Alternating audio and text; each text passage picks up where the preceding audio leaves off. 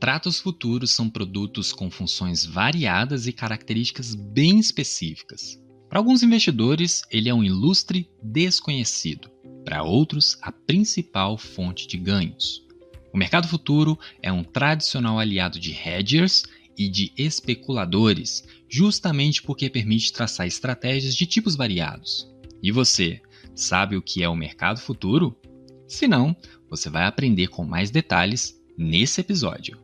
O Investidor Inteligente é o podcast sobre finanças e investimentos apresentado todas as semanas com um propósito muito especial: te ajudar a desenvolver uma visão mais elaborada em relação às suas finanças e te oferecer informações relevantes de qualidade sobre dinheiro, além de orientações e estratégias valorosas que podem te dar o clique necessário para você usar bem seus recursos financeiros, seja para solucionar seus desafios, seja para alcançar seus mais ambiciosos objetivos. Eu sou Felipe Souza, consultor em finanças e terapeuta financeiro, mentor em educação psicofinanceira, especialista em inteligência financeira, o expert em finanças e investimentos do Dicas Curtas. Você me encontra nas diferentes redes sociais através do @FelipeSouzaBR e também no meu canal do YouTube, Felipe Souza. E qual é o meu propósito com o podcast? Meu propósito é destravar a sua mentalidade e te ajudar a entender que a prosperidade também é para a sua vida.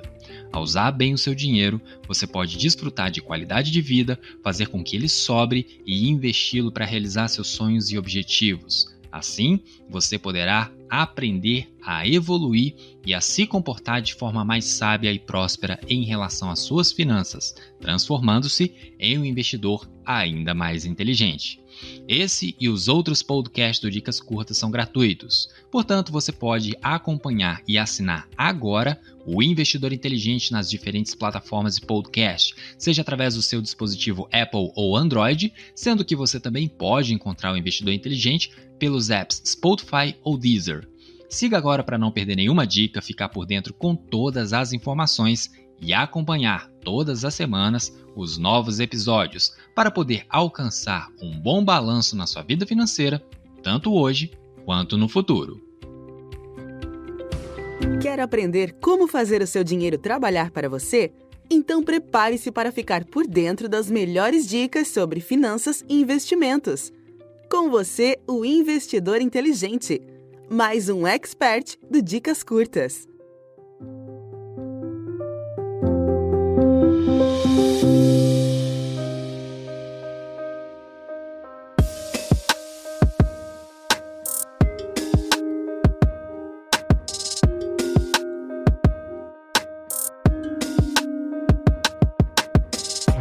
O que é o mercado futuro? O mercado futuro é o ambiente onde são negociados contratos futuros, um tipo de derivativo. Inclusive, se você quiser uma visão mais ampla sobre derivativos, escute o podcast anterior. Em poucas palavras, os contratos futuros representam o compromisso de comprar ou de vender uma certa quantia de um determinado bem em uma data no futuro e por um preço pré-definido. O bem envolvido nesse compromisso, também chamado de ativo subjacente, pode tanto ser uma mercadoria quanto um ativo financeiro. Vamos exemplificar? Os contratos futuros de soja negociados na B3. Quem opera um contrato desse, no final das contas, está negociando o direito de comprar ou de vender o equivalente a 450 sacas de 60 quilos de soja. O preço de cada contrato futuro se baseia na expectativa do mercado para o preço da soja na data do seu vencimento, que é no futuro. O mercado futuro tem algumas particularidades em relação a outros tipos de derivativos. Uma delas é o fato de que todos os negócios acontecem na bolsa de valores. Por conta disso, outra característica é a homogeneidade dos produtos. E o que isso significa? Todos os contratos precisam seguir um determinado padrão, de modo que todos os investidores tenham a certeza de que estão negociando exatamente a mesma coisa e nas mesmas condições. Voltando ao exemplo da soja. Os contratos futuros negociados na B3 prevêem que o grão obrigatoriamente seja de soja, tipo exportação, com até 14% de umidade, 1% de matérias estranhas e impurezas, 30% de quebrados, 18,5% de conteúdo de óleo, entre outras características, são muitos detalhes que especificam o tipo de soja que está sendo negociado em um contrato futuro de soja na bolsa. Esse nível de padronização dos contratos futuros é o que permite que eles sejam negociados no pregão. Se cada investidor negociasse um tipo diferente de soja, ou de boi gordo, de café, de milho, de etanol, de ouro, de moeda ou de o que quer que seja, as cotações seriam todas diferentes entre si, inviabilizando as operações devido a uma variedade muito grande. Do jeito que o mercado funciona atualmente, todas as condições de transferência dos ativos subjacentes entre compradores e vendedores são definidas previamente pela B3 e estabelecidas nos contratos. Em cada negociação, apenas 2 itens podem variar: a quantidade de contratos e o seu preço. Já que os contratos futuros são uniformes, eles atendem uma quantidade maior de investidores e, por isso, possuem maior liquidez do que outros tipos de derivativos que não são padronizados, geralmente realizados em mercados de balcão. A liquidez é importante porque permite que o investidor encontre contrapartes para se desfazer da sua operação antes do vencimento do contrato, caso isso seja necessário por alguma razão. Para que serve o mercado futuro? Se você maratona o podcast do Investidor Inteligente, você já tem noção do que é um derivativo e esse entendimento sobre o mercado futuro fica mais fácil. E você que está chegando agora, provavelmente já compreendeu um pouco sobre o que é o mercado futuro, porém, consegue dizer para que ele serve? Existem formas diferentes de utilizar os contratos futuros e cada uma tem um objetivo específico. Podem ser usados como uma proteção, sua função tradicional e original da sua criação, ou como uma fonte de ganho financeiro, através de especulação ou arbitragem.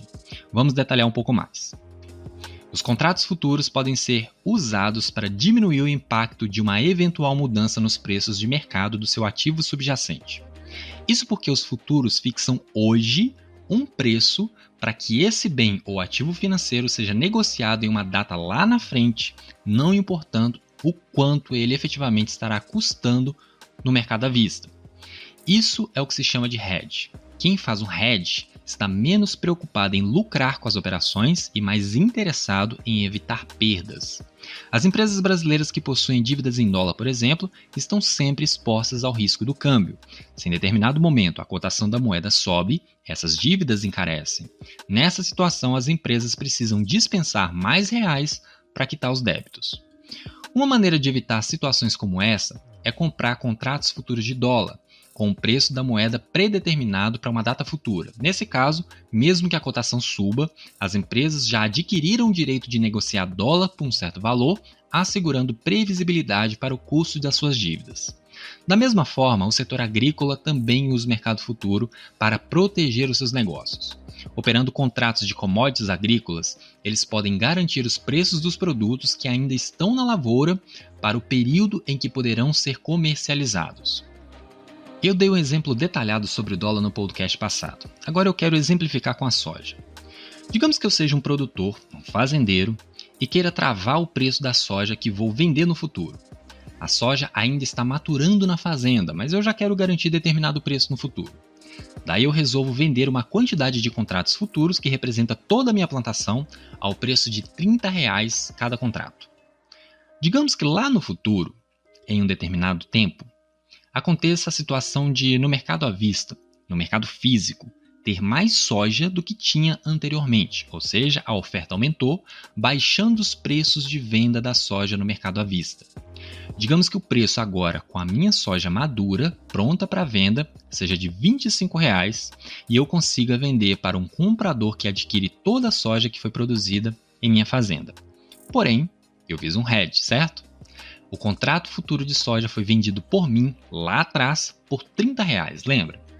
No mercado futuro, nós assumimos posições, ou como comprador, esperando a alta dos preços, ou vendedor, esperando a baixa dos preços. E nesse caso, assumi a posição de vendedor, protegendo o meu preço como uma eventual queda. Então, ao finalizar a operação hoje, no presente, o contrato estará cotado em algo próximo de R$25. Ou seja, por um lado eu tive um lucro menor na venda física à vista, mas um ganho financeiro no contrato futuro de R$5 por contrato. Somando os dois, 25 mais 5, meu preço ficou travado em R$30.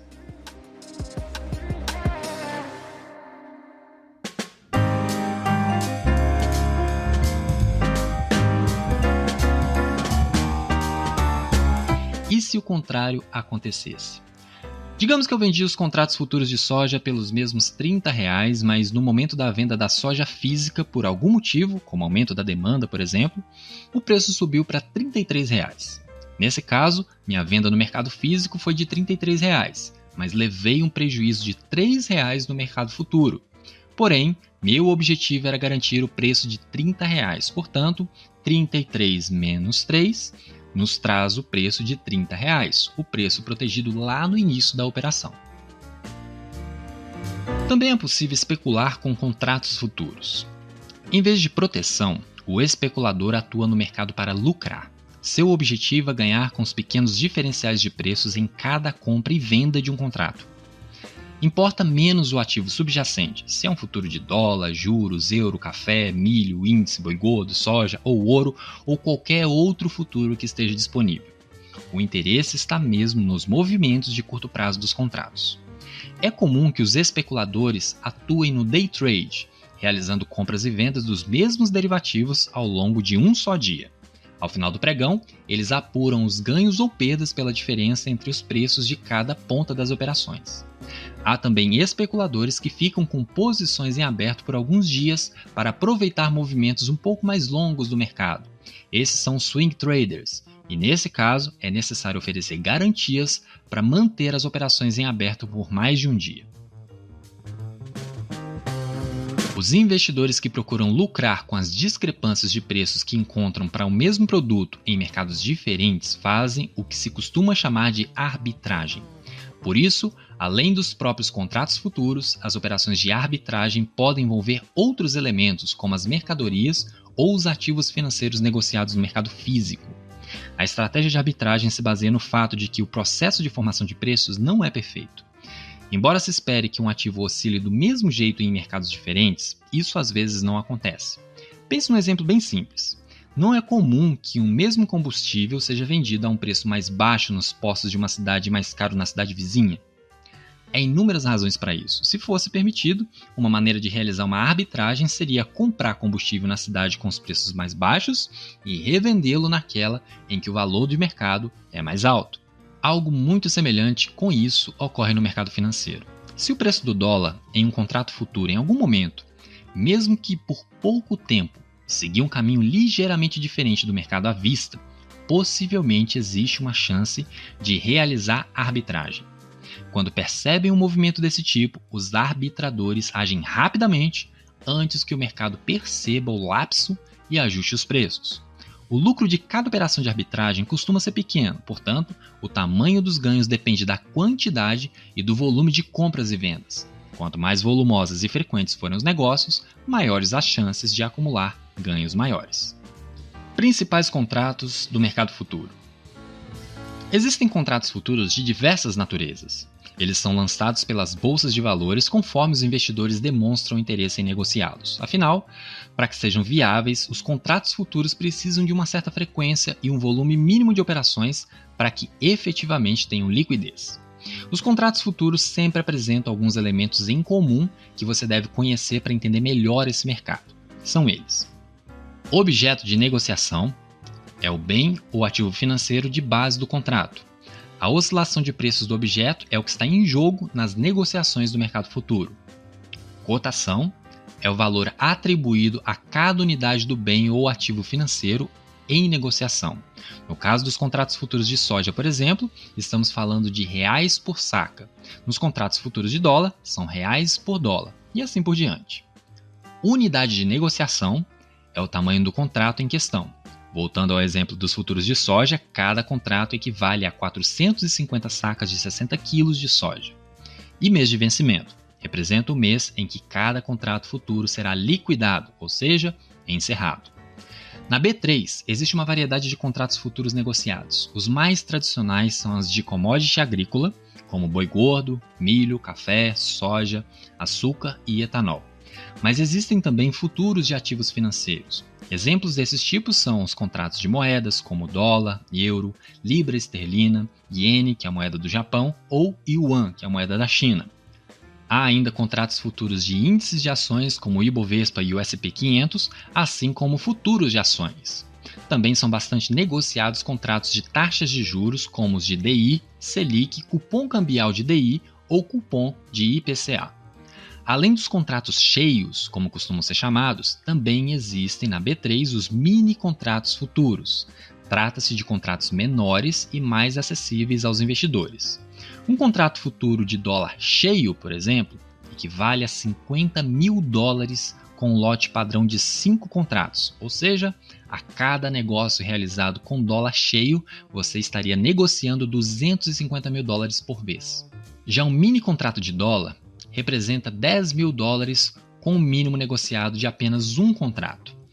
Além de dólar, outro contrato futuro mini muito comum é o de Ibovespa. Aqui entra um aspecto muito importante dos contratos futuros. Apesar de você ver uma cotação razoavelmente baixa, você sempre estará operando alavancado. Como assim? Apesar de, por exemplo, você ver a cotação da soja em R$30 a saca, lembre-se que você está negociando 450 sacas de uma vez. Portanto, nesse exemplo, um volume próximo de R$13.500. Isso vale para o café arábica, que inclusive a negociação é em dólar, o boi gordo, o milho, contratos de índice, contratos de dólar, contratos de euro e qualquer outro futuro. Sempre existe alavancagem. Mas o que isso significa? Eis a bênção e a maldição dos futuros. Vamos usar a soja novamente como exemplo. Digamos que eu compre apenas um contrato de soja por R$30 a saca e que no mesmo dia eu venda esse contrato por R$30,50. Uma operação de day trade com variação de 1,67% no dia. Sem considerar custos, qual foi o meu ganho financeiro? Não foi de 50 centavos. Foi de 50 centavos vezes 450, ou seja, algo próximo a R$225. Um movimento muito sutil na cotação, nesse exemplo de 50 centavos, uma variação de 1,67%, proporcionou um ganho financeiro de R$225 por contrato, sem considerar custos operacionais. Maravilha, não é? Mas lembre-se que, apesar de eu ter colocado um exemplo vencedor, poderia ser um exemplo perdedor. E se eu resolvesse ou precisasse fechar a operação com prejuízo, sendo que a cotação de venda fosse R$29,50? Pois é, prejuízo proporcional de R$225. Portanto, tome muito cuidado com a negociação de contratos futuros, pois você não está negociando apenas o valor mostrado na tela. Consulte o formato da unidade negociada do contrato, pois você está negociando o volume correspondente de cada contrato, seja inteiro ou mini, e em qualquer um dos dois tipos sempre existe alavancagem.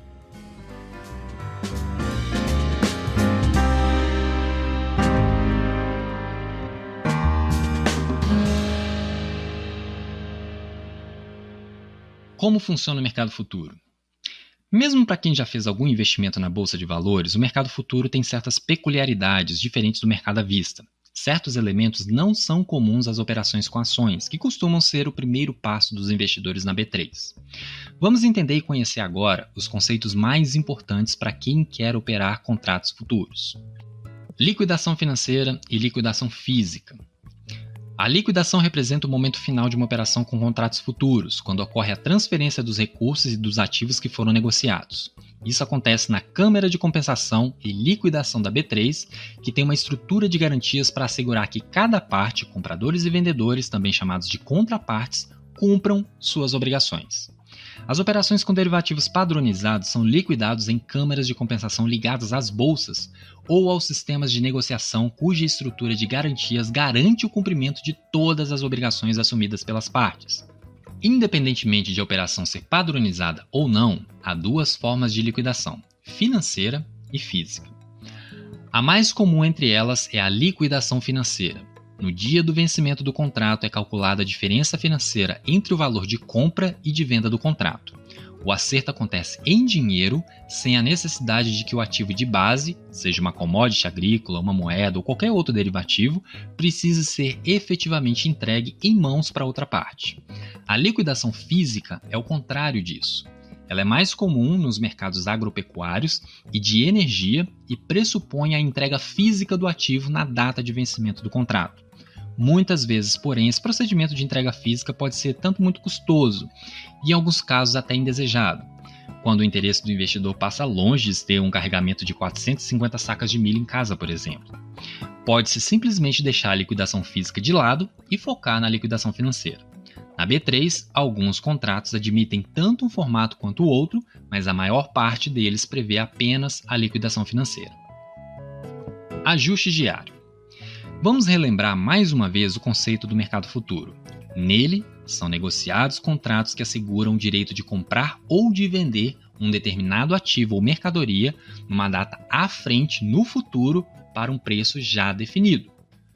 Ocorre que ao longo do tempo, até o vencimento, os preços de negociação podem mudar de acordo com as expectativas dos participantes e também de acordo com a oferta e a demanda dos ativos subjacentes e dos próprios contratos. Mesmo que um determinado futuro tenha sido negociado hoje por um certo valor, amanhã ele pode estar valendo menos, custando mais barato no mercado, ou também pode valorizar, custando mais caro. São essas variações de preço que determinam os resultados dos investidores. Se o contrato está custando mais caro hoje do que custava quando foi comprado, a operação está registrando lucro para quem assumiu uma posição compradora. Mas o contrário também pode acontecer. Se o contrato está custando mais barato hoje, a operação pode estar registrando prejuízo para quem assumiu uma posição compradora. É justamente com o propósito de evitar que perdas muito grandes se acumulem até o vencimento do contrato é que ocorrem os ajustes diários. Se essas perdas ficassem muito grandes até o vencimento, poderia causar níveis elevados de inadimplência. O ajuste diário é um sistema que apura as perdas e os ganhos dos investidores com os contratos futuros todos os dias. Todas as posições mantidas por eles são avaliadas a partir de um preço de referência, o preço de ajuste diário. Se o valor das posições em uma certa data está acima do preço de ajuste, significa que elas, naquele dia, tiveram ganho. Se no dia seguinte as posições estiverem com preço abaixo do ajuste, é sinal que houve uma perda. Na prática, as operações são ajustadas todos os dias de acordo com as expectativas do mercado para o preço futuro do ativo de referência do contrato. E os valores das diferenças que forem encontradas serão creditadas, se houve ganho, ou cobradas, se houver perda, diretamente na conta do investidor. Vamos exemplificar com números para você entender melhor a ideia do ajuste diário. Digamos que eu tenha comprado um contrato de boi gordo, ou seja, assumi a posição compradora e eu estou esperando alta. Só para você acostumar. Um contrato de boi gordo refere-se a bovinos machos com 16 arrobas líquidas ou mais de carcaça e idade máxima de 42 meses. Na prática, em cada contrato estou negociando 330 arrobas. Digamos que o contrato esteja cotado a R$ 320. Nessas condições eu estou negociando R$ 105.600, 330 arrobas vezes R$ 320 por contrato. Digamos que no primeiro dia, a cotação variou 0,5% positivo, fechando o dia em R$ 321,60. Sem considerar custos, a movimentação financeira de ajuste diário é a seguinte: entra na minha conta R$ 528 referente a um contrato de boi gordo. Digamos que eu mantenha a operação por mais um dia e que o contrato aumente o valor em 0,20%, saindo de R$ 321,60 para R$ 322,24.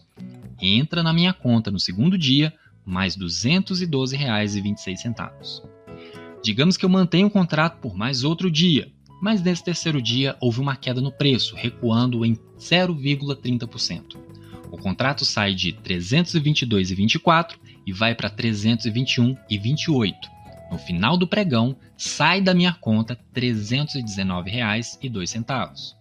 Digamos que eu mantenha um contrato pelo quarto dia e tenha uma variação positiva de 0,10%, saindo de R$ 321,28 e indo para R$ 321,60.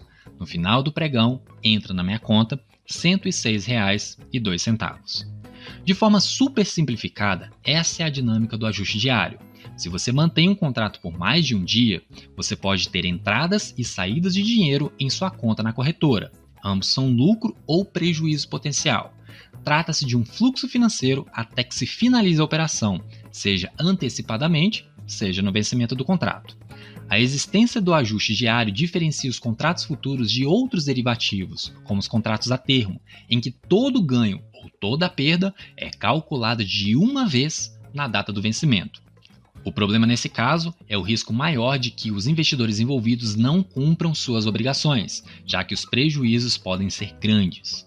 O que acontece se o investidor não pagar um ajuste diário?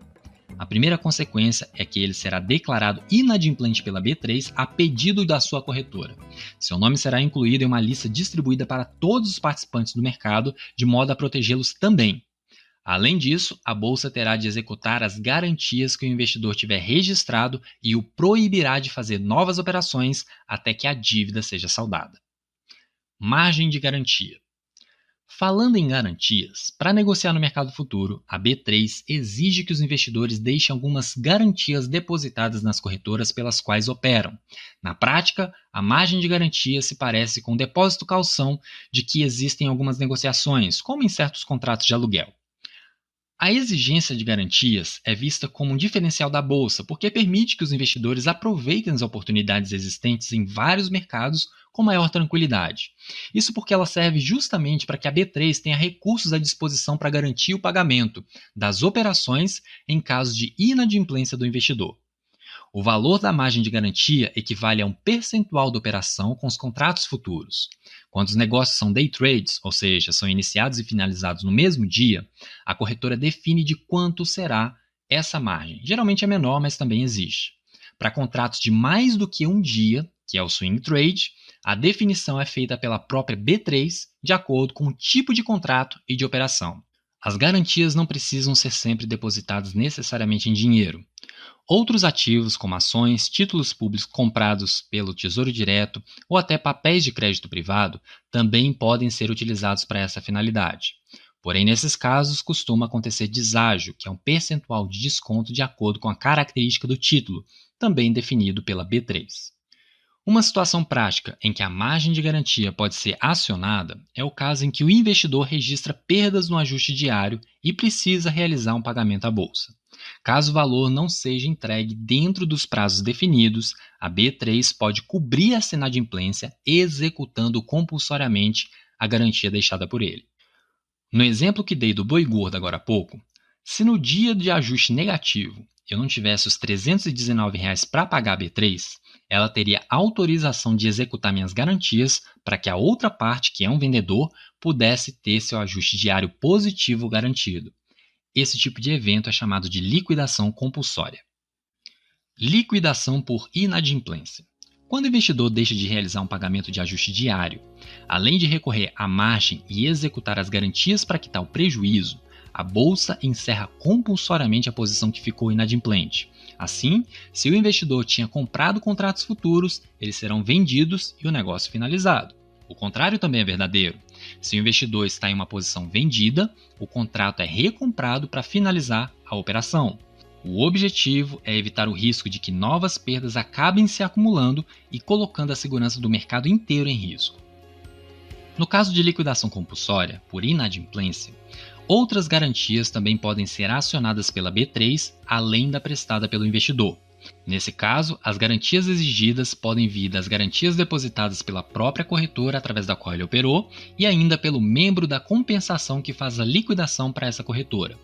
Caso as garantias sejam insuficientes, outras maneiras de assegurar a estabilidade do mercado são acionar o patrimônio do Fundo Especial dos Membros de Compensação da Bolsa, do Fundo de Liquidação de Operações e da própria B3. Ou seja, tem garantia da garantia da garantia.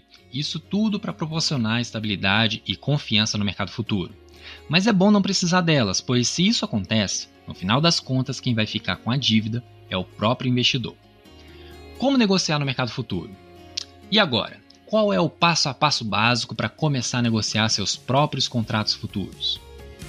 Primeira coisa, qual é o seu perfil de investidor? Essa é a primeira pergunta que você deve fazer para si mesmo antes de tomar qualquer decisão de investimento. Como acha que se comportaria em diferentes cenários do mercado, ganhando ou perdendo? Qual seria a sua reação diante de uma perda? Ou sua reação diante de um ganho? Quanto está disposto a estudar sobre o assunto? Isso vai te ajudar a entender se o mercado futuro, que envolve um pouco mais de complexidade do que outros tipos de investimentos, é uma alternativa interessante para o seu portfólio. Como escolher uma corretora para operar? Para negociar no mercado futuro, é preciso ter conta em uma corretora de valores. Ela que realizará a intermediação das operações no pregão da B3. Para escolher a corretora mais adequada, comece verificando as taxas de negociação que são cobradas. É comum que as operações com futuro sejam com valores baixos, mas muito frequentes. Uma taxa elevada pode acabar reduzindo os ganhos, apesar do potencial de ganho alavancado. Considere ainda aspectos como sistemas de análise e negociação disponibilizados pela corretora no home broker, além das exigências de depósitos de margem que ela estabelece. Confira as condições para todos esses serviços antes de fazer as suas operações. E por fim, qual será sua estratégia no mercado futuro? Vai atuar como hedger, especulador ou arbitrador? Procure estudar as possibilidades e definir uma estratégia de investimento para você mesmo. Quando sua estratégia estiver bem clara, busque fazer análises ou ler análises sobre os contratos que chamam sua atenção. Lembre-se de contar com a ajuda da sua corretora e também de casas de análise nessa tarefa, pois elas costumam disponibilizar relatórios orientando os investidores a respeito das vantagens e desvantagens de cada contrato futuro e de cada estratégia.